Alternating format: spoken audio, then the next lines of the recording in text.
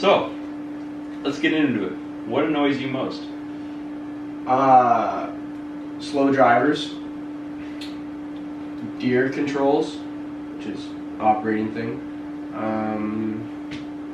and black flies, just like mosquitoes and stuff like that. Just working in the bush, you get them all in the back of your neck. It's just not a nice thing. It's probably the top three. Okay. So today I was scrolling through, I scroll through my guests' Instagram accounts, and we'll get to what I do with one of the photos later. But I noticed there's a theme of your Instagram. Now, can you explain the theme?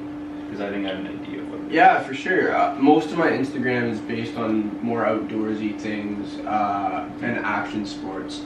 I think that I don't have a lot of pictures. I don't think I have a single picture of me in heavy equipment. It's also a big part of my life, and I want to slowly start transferring my Instagram to look more with my construction side of life, as well as what I do for entertainment, for fun. I'm not like a typical white girl that will take the 5 different pictures with a sunset. I have sunset pictures, don't get me wrong, but it has a truck or a dirt bike or I'm jumping off a cliff or something like that. I like to show my adventurous side more than anything. Okay. Nice. So which is your favorite outdoor sport, if you had to pick one? Because I see mountain biking, I see rock climbing, I see like wake surfing, wakeboarding. It's very hard to pick. Like I enjoy them all. I take part in all of them. I think motocross and dirt biking is like one of my top, definitely up there. I don't want to say you can do it year round because it's kind of hard, but you can do it year round. You just gotta bundle up in the winter time and hope the ice has a bit of grip to it. Right. But you know, I've never had a bad time dirt biking. Even when you crash and you hurt yourself, you're still enjoying it. You're still out on the track with your buddies, and it's a good experience for sure. Right. So let's say, to answer that question, then we'll say dirt biking for the sake of the question. Okay. What got you into it? I think it was more my parents not letting me have a dirt bike when I was growing up.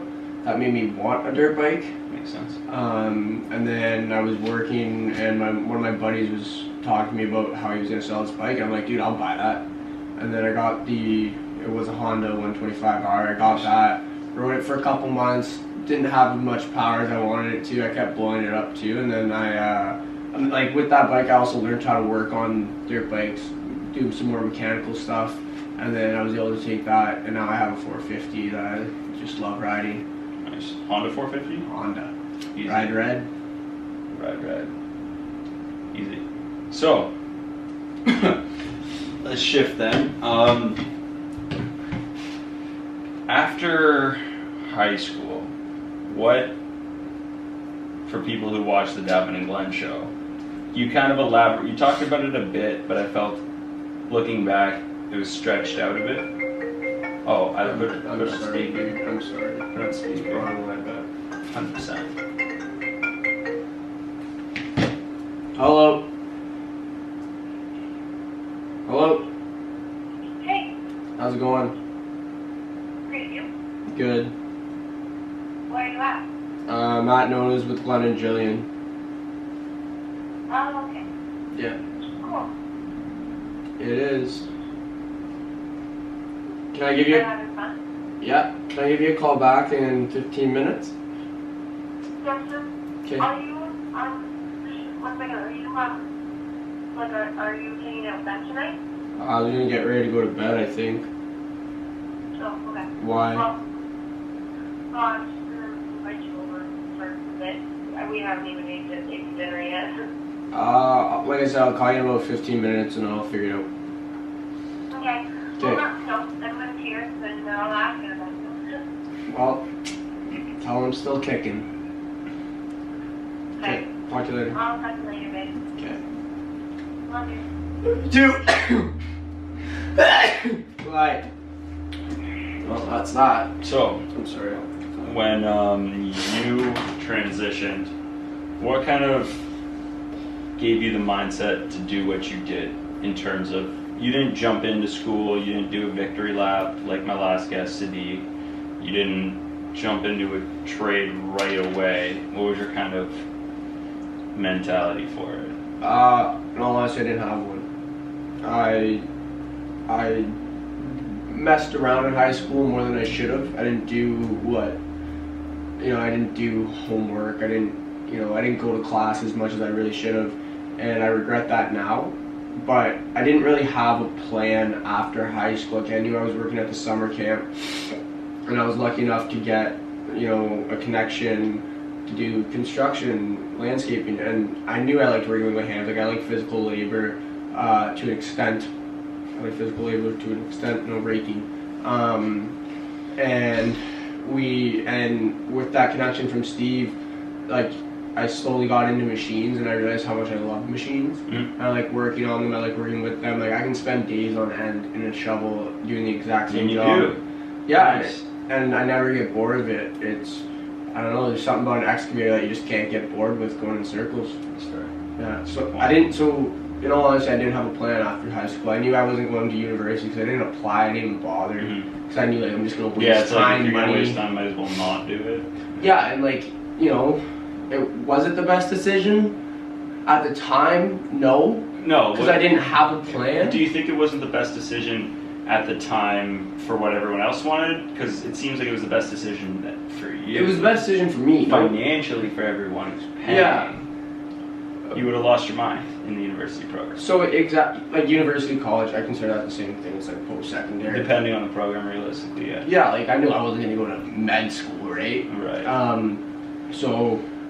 But mom and dad both went to college, university. Dad went to trade school. I don't know how many times to do different things. Mom has her master's. Right. It's all what you want to do. They're very go to school, type people. And John, Robbie, our older two brothers, they did that, and they went to school. Right. They both went for trades, but it's still schooling. And I'm kind of the only one that didn't do that, and I think I'm Right. still successful with what I'm doing. Right.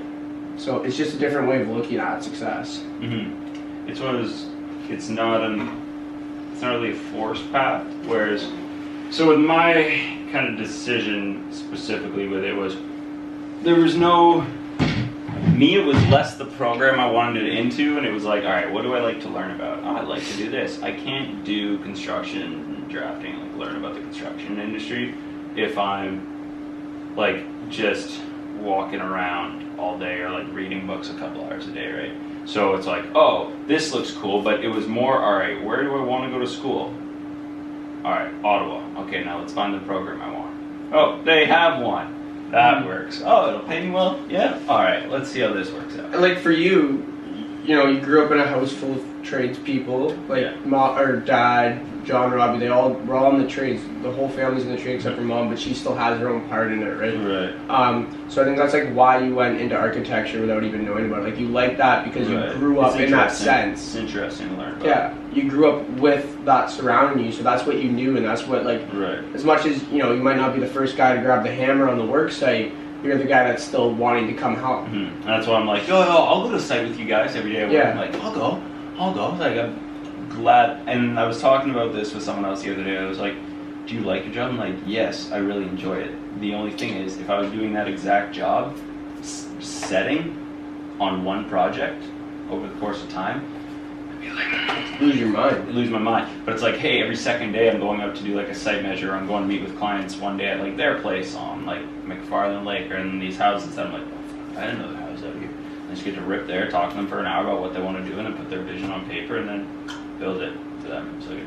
So yeah, that's cool. But it's meeting with the clients too, like that alone. Like, they have all these ideas that they've seen from 5 different other houses, Oh yeah, I was looking on, and then all they do is I get like 9 emails a day about Pinterest images. Oh, can you put this type of window? No, sir, we're not in Europe. Yeah. We're not in Miami. They want things that that you can't have in Canada, building code regulations and stuff like that. But like, it's different. Stuff they saw and they're like, they have the money to do it, so they're gonna be like, yeah, I want that.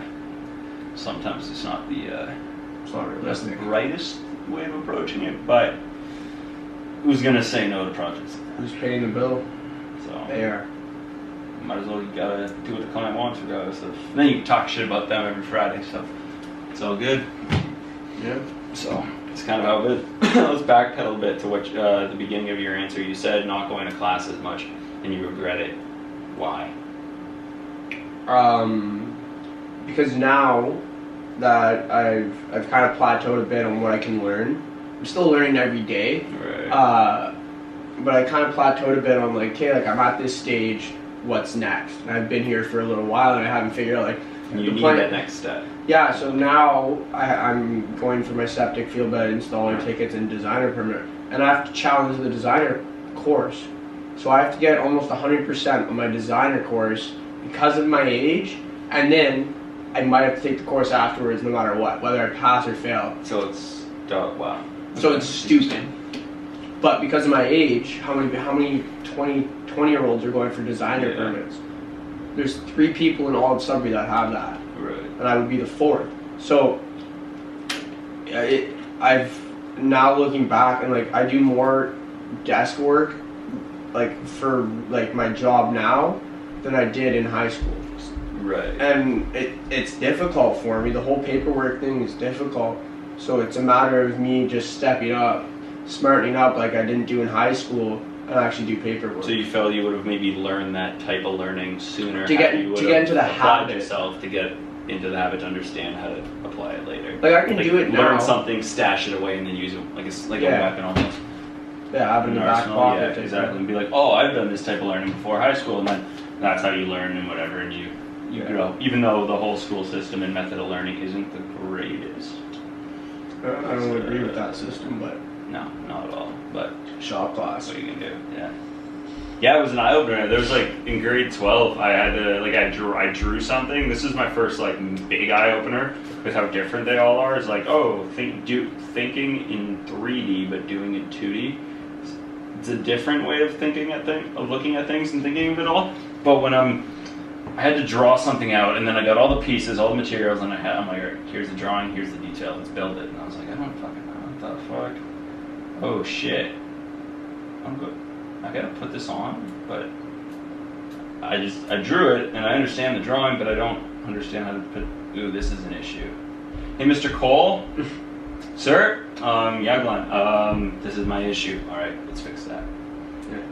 Did the detail, did it again, and then did the model. I was like, oh, he's like, oh, this is. And I'm like, oh. Yeah. So there's learning like this is important for more of a disciplinary aspect, but learning when it comes to actually doing and understanding not just what you're doing, but why you're doing it and how to do it, that changes everything. Yeah. So that's interesting though. So we'll switch to a new segment. Neal's not aware of. So here on Life After High School, I have a segment on. I go to each of my guests' Instagram accounts, I find a photo.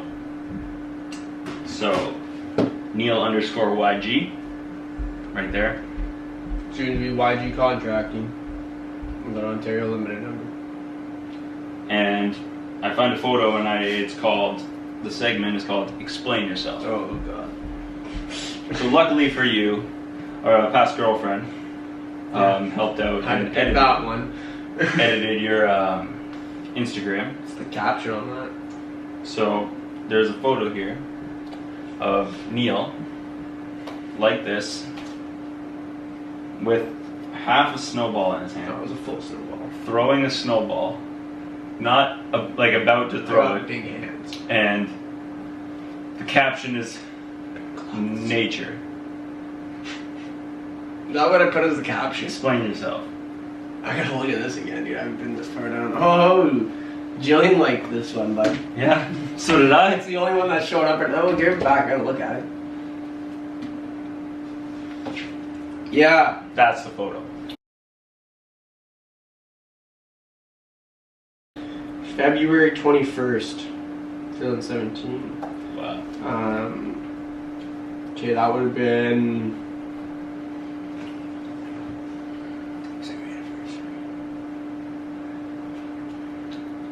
I think my girlfriend and I were, like my ex, were together for, I want to say only like 2 or 3 weeks. And this was like one of those things that you do, like, oh, let's go on a hike, that's so much fun. And you know, she was like a more of a indoor activities type of gal. But she wanted to go for a hike. I don't know, that's really. It's alive, dude. All right. Yeah, so it was like one of those things, oh, come on, it'll be so much fun. And she's like, oh, yeah, this is going to be great. Because she was pretending. And she just got this new phone. I think it was like the fancy iPhone at the time. I don't remember what it was. And I was being typical me and hucking snowballs. Because it was perfect. It was a mild day. Natural selection. So it was like perfect snowball throwing snow. And I just like started hucking them. You know, she got this new phone she wanted to take new pictures with, so she just started snapping away, and then she got that good shot where you got the snow flying out the back of my hand because, you know, jet propulsion. Jet propulsion? Dude, you need that turbo spool. Is that a thing? So, yeah, and I like that flannel. I think I still have that flannel. Nice. Yeah, it was a good day, though. I like that. It was North Bay, that waterfall right by the thing. I think I almost fell in there. How is North Bay as a city to visit? Like, if you were to go for the day. Waterfront's great. So you go for 2 hours then. Waterfront's great. Burger World. Busy. Always busy. Always busy. I guess it's good for you, but North Bay. I feel like North Bay is the vape capital of Canada. really, Dude, I thought your bedroom is every 13-year-old there has a vape. Every 13-year-old. 13 to 45 have a vape. Like They all have a vape. Every single one, and it's like, you know, you walk into a house party and it's like, It's like, whoa, this is fucking whole fruit bowl in Ching here. Chong's pulling up. Yeah. Yeah, it's North Bay is really nice to drive through. It's only like 10 minutes. They hit every red light. Okay. Cut a half decent ski hill. I paid $12 to get the terrain park for half a day. So Not bad ski hill, better than Nanac or not? yeah, I'd say it is. Yeah, It's weird. The first time I ever went to that ski hill, you know how like normally you go to a ski hill, you start at the bottom of the hill and you take the lift up? Well, no, not this one. Drive to the top of the hill, ride down. That's confusing because you've never been to this hill.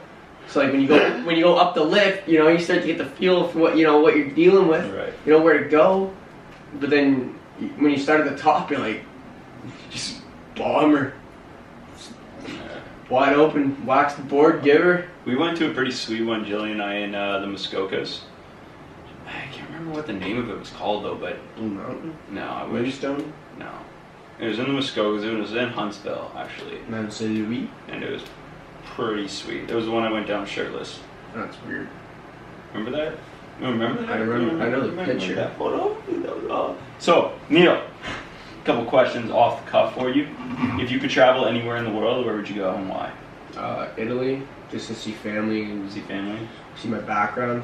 See your, it's weird, eh? Our cousins? Dude, I'm not bringing them up.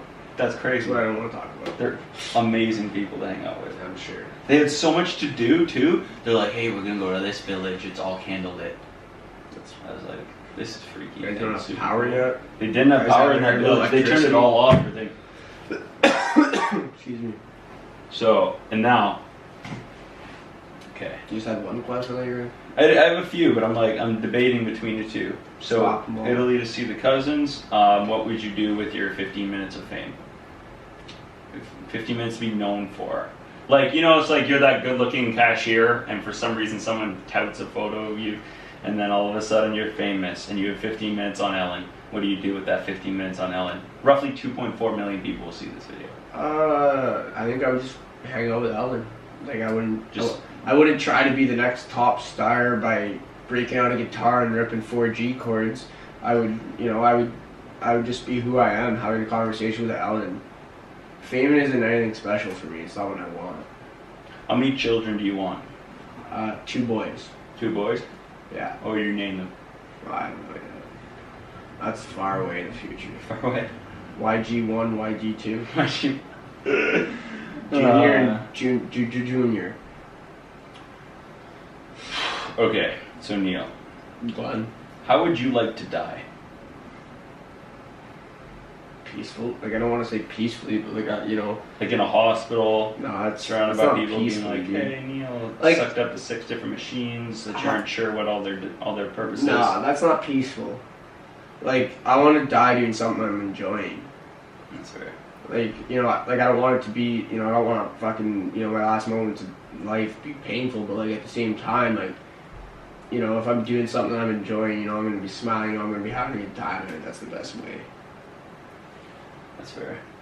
Good. So how do you think you would then? If you don't really like, if you have kind of a lane that you prefer to die, how would you, or doing some sort of action sport or like motocross over or something, and then a shark jumps up and eats you whole, death. That'd be the bet. That's the way I'd go. Yeah, that is not likely. That would be cool, don't get me wrong, but that's not how it's going to happen. So, what is the saddest that you've ever felt? Like, what is something that happened that you're just like you just felt like, because everyone feels like I'm not really off days and stuff. I'm not really an emotional guy. Like, you know, like I have headaches, you know, I get upset, like, well, pissed off. Right, you get overtired or not hungry like everybody else. Yeah, but like it's sad. I don't want to say I haven't felt that emotion, but it's not something that I can't call something like that because I probably shut it out. Right. I think like one situation would just be like loneliness, like not being alone, like not having anyone around you, but like being in a crowd of people. If you ever been in a crowd of people, that is the most loneliness you'll ever feel in your life. Because everyone's around you, but no one knows and no one gives a shit about you. It's freaky, eh? Like in crowds at concerts? Yeah, you're in the middle of a pit at a concert, dude. But that's if you're solo, because like if we're all at Snoop Dogg together, that's kind of... Yeah, but it's not even, like, even still, like at that, you feel lonely, but you don't, you know, but if you're with people, it's less. Interesting. But if, you know, even, you know, two people, but you're not talking at this, like, you know, you're watching the concert, as happy as you're going to be, you're still going to feel lonely. Right. And it's because everyone is around you and no one knows you. You know, you go to a concert in Ottawa, you might know 5 people in the whole area, but they don't know where you are. Right. They're not looking for you. It's like, hey, I went to it's like, oh, you see all the Snapchat stories of everybody at Snoop Dogg, and it's like, well, yeah, you're just there, like, I'm there too. You weren't thinking about me, and I wasn't thinking about you. Like, it's a sad reality about how lonely that feeling is, and it's true. Like, even house parties. Sometimes you go to a house party, you're not talking to someone, you're standing in the back, and it's worse than if you were just there with 2 of them. Yeah, and you're just like, damn. Like, you might have come with all your buddies, you might know half the people there, but you're just like looking around. Like, and why do you think that is? Like, do you think it's just that when there's too many people, it's almost overwhelming, and that overwhelming feeling takes over and causes loneliness? What do you think? I think it's the fact that, you know, you feel like you're not, you know, you feel like you don't want to be there because no one knows. You know, like no one's talking to you. You don't feel cared about. You're just you're kind of by yourself. Right. And you know, just lack of care from other people. Do you find it's because, like, if in terms of experience, what do you think makes an experience for you then? Because you love, like, had a blast at Snoop Dogg, right? For example, a little too much. R.I.P. R.I.P. the little YG. Fuck. I don't need no paramedics. No, I'm good. That was the first thing you said for like 8 minutes. It's hilarious. Actually, realistically, it was probably 30 seconds, but it felt like 20 minutes. Yeah, I fucking had to. I hit so many people with your legs. Yeah, I wish someone was like vlogging it behind me, just like the whole thing from like 5 feet behind me, no matter where I was. Would have been hilarious. Would have been a lot of people in the way. But yeah, all people who didn't care. Exactly. Exactly, dude. You passed the fuck out, and the only person who cared was a drunk guy trying to grab a girlfriend's butt the whole time. Well, and my girlfriend's butt. No.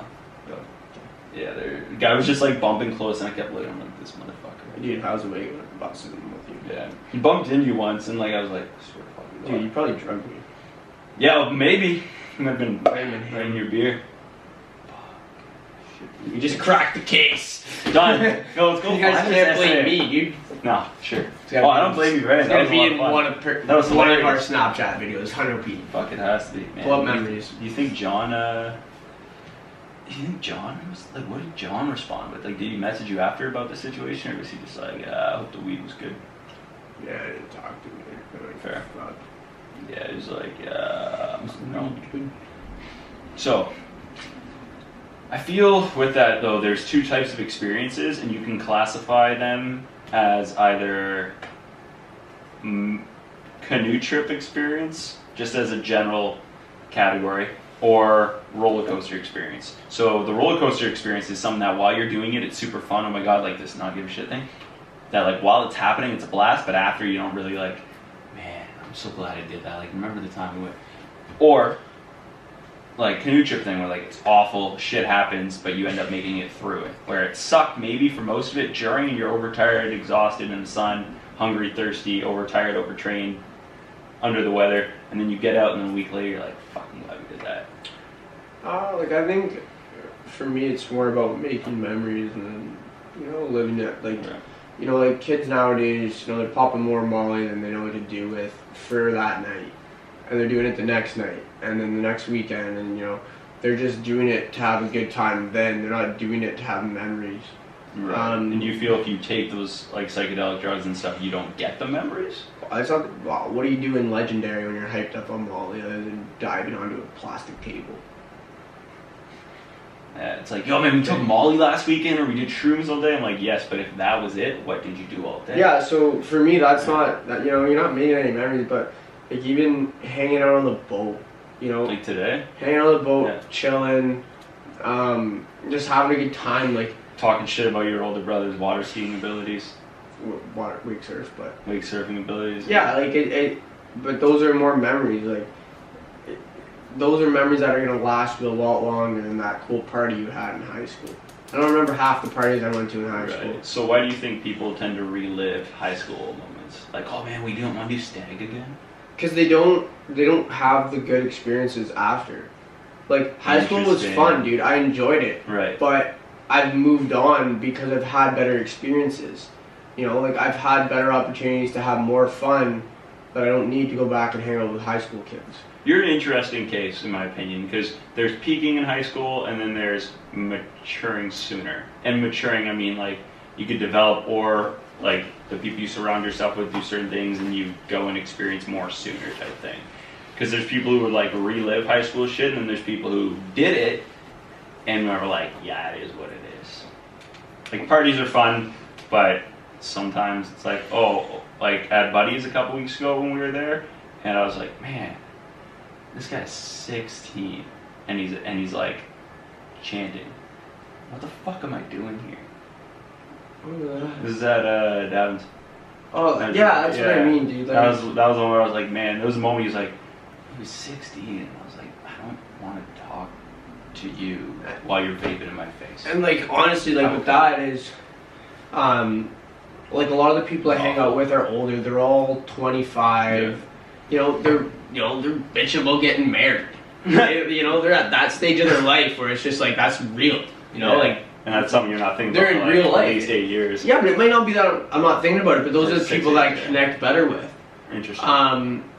And Bronwyn as well. Like. Yeah, she's pretty good. We go to the La Cloche. It's for the last weekend of summer. It's called Diddy Camp because Jason's nickname is P Diddy, and then. A lot of his, like I think he's like 30 almost, and he's a doctor. He has a bunch of doctor, engineer, friend, lawyers, accountants.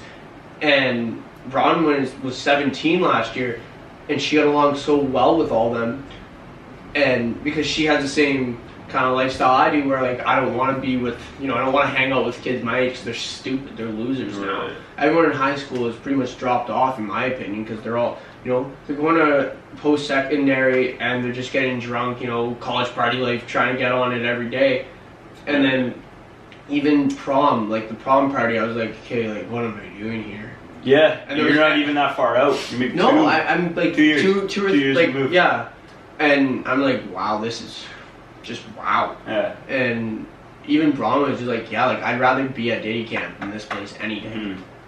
And I don't know, man, kids are just wacko now. Now, why do you think that is? Why do you think there's that difference of like wanting to?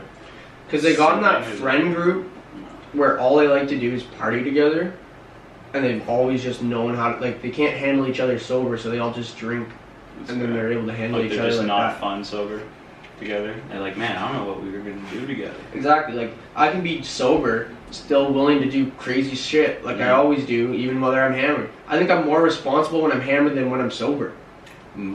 Probably, yeah. Honestly. Sure. And that's messed up. I do stupid shit when I'm drunk, but when I'm sober, I'm tossing her. Right. Yeah, that's something that's always interests me about it, because you're a lot younger than my last week's guests, Devin and Bubba, who are like in their 30s each of them. Bubba. Yeah. Bubba. That's funny. And yeah, so you're fresh out, and like then Sadiq and stuff, and interesting. Because do you feel like you need to have that? Like everyone goes through like a phase of it, or do you feel that people just need to move on and like, all right, it is what it is, and like realize it sooner? Or they're like looking for something or searching for something that they don't quite have? I think when those full-time jobs start kicking in, it's going to be a real reality check. In what way? But they party on Sunday night till 2 o'clock in the morning. They don't have anything to do the next day. And then they gotta wake up. And then when they have to start waking up at 6 o'clock in the morning, dude, even earlier, they're going to be done, dude. Right. They're not going to last a week. Even me, if I don't go to bed, if I go to bed late one night, getting a phone call. Return. Let's see. Hello? Hey, how's it going? Robbie. Good, how are you, Robbie? I'm pretty good. How are you? Good. Hey, thank you very much. You guys make it out safe? Sue. Yeah. I make it where? The Sue. The Sioux. Oh, we're north of the Sioux now. We're in San Diego. Okay, good. So you guys are traveling safe, good to know. Yep. Awesome. We're here for the night now. Sweet, it's good to know.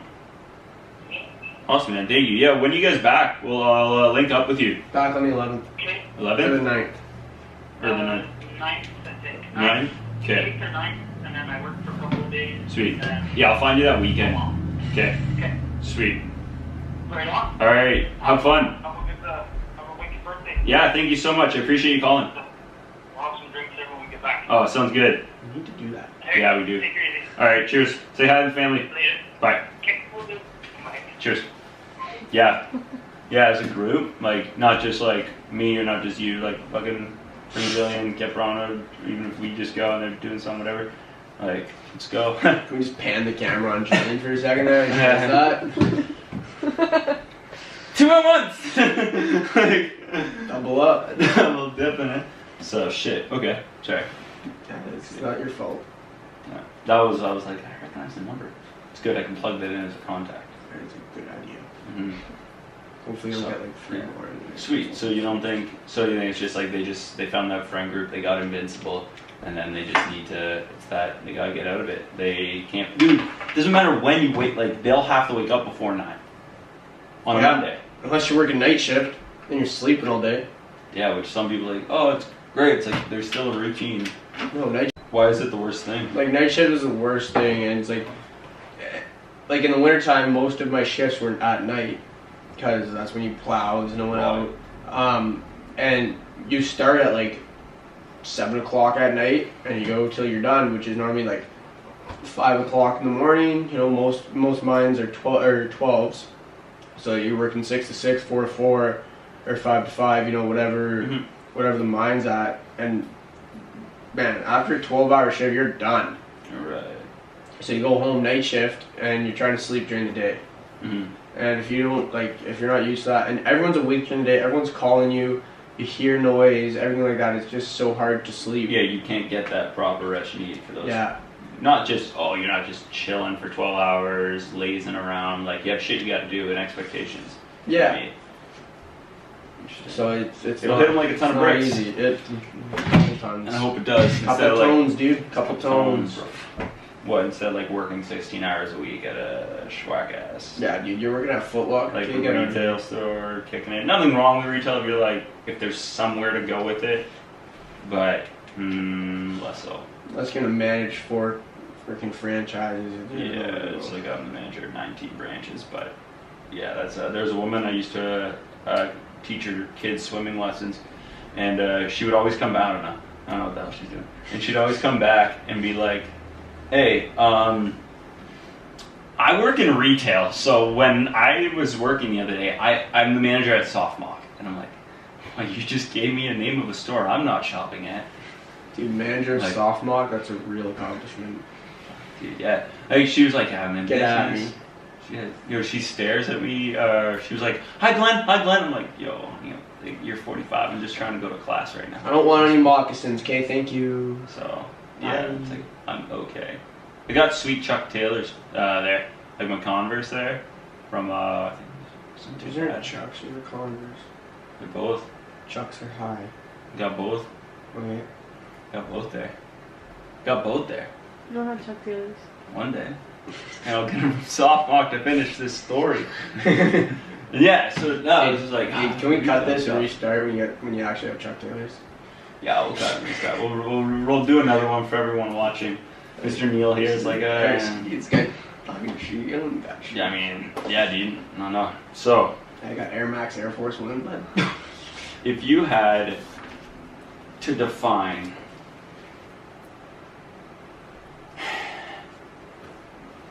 you just turned 20. If you had to define your 19th year, sum it up with one story before we finish, what would that story be? I don't even remember.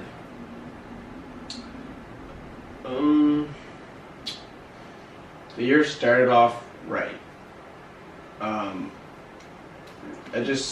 destroyed my one truck on my birthday. My black truck, destroyed it. Done right off. How'd you do it? Too fast on Camp Road. Yep. Just gassing her, dude, slamming her hard to the mat. Dirt nasty fast. Dirt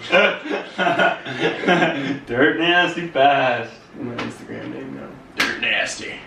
Get in there.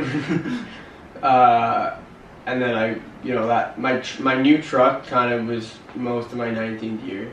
I had it for a full year now, and like I bought that thing bone stock, and that thing's been my project. Right. And that truck put me through a lot. Like 90% of it is good. The 10% when things went wrong, dude, were the worst. It was a 10%. shitty 10%. Like changing brakes, dude. All of a sudden, a simple 45-minute brake job turned into 9.5 days of bullshit. Dude, like we had engineers confused on what the fuck was going on.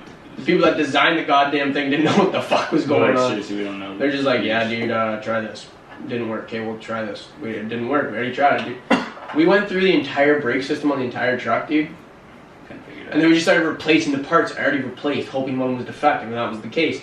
And it was brutal. So many parts.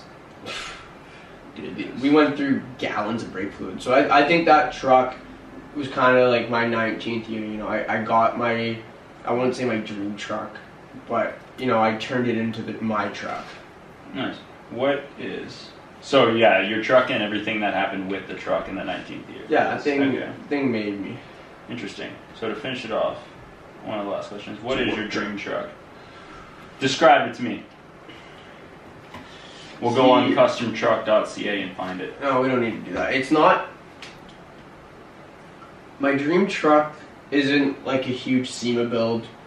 Yeah, it'd be great to be dirt nasty high and to go dirt nasty fast, but I like my truck for functionality. Like right now, my truck is built to do what it needs to do, and it's a work truck. You know, I did work to my truck right now to build up the suspension so I can tow more. I've done some engine modifications so it has the power to tow more. Stuff like that. Like I built it to be a good truck and to work. And I think my dream truck would be something that works as well. 90% of the driving I do is off-road. It's on gravel roads. Everywhere I work is in the bush. So I'm going there and I can't get stuck. You know, I can't have the fancy rims and tires that you hit a fucking piece of gravel and your tire's gone. Mm-hmm. So I would want similar to what I have now, but maybe a diesel and probably like a 1-ton diesel, but modded properly. Like people that have their truck jacked up 12 inches in the air, dude. To me, that's stupid. You're not a truck driver, dude. You're a fancy limo driver. Okay, you're not taking that truck anywhere in the bush. You're not fitting anywhere. And I used to think stance was cool. You know, your tires stick out 4 inches past your fender wells. You know, whoever's got the most stick out has the biggest cock deal.